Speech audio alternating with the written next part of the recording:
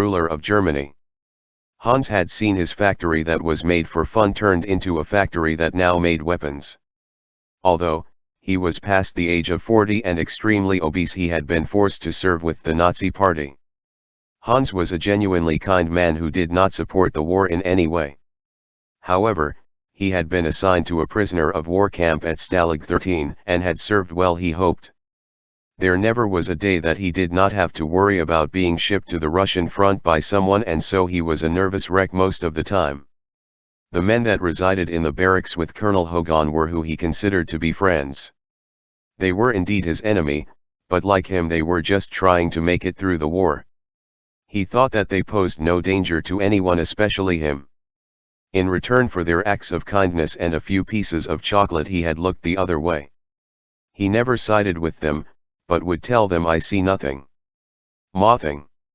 Each and every day he was to take the roll call.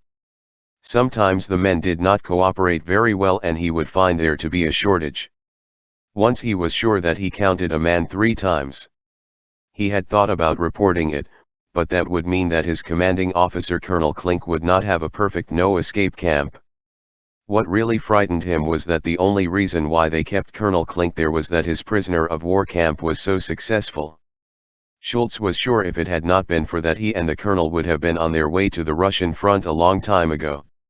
He lived with other German soldiers in another barracks. The barracks where he stayed was not that much better than the prisoners' barracks, but they were allowed more showers and wood for the stove. He also was glad that they had better food. The one thing that he liked more than anything else was to eat. As the war went on and on, Sergeant Schultz thought of his life and the making of toys. He drew many pictures of different toys that he wanted to make once the war was over.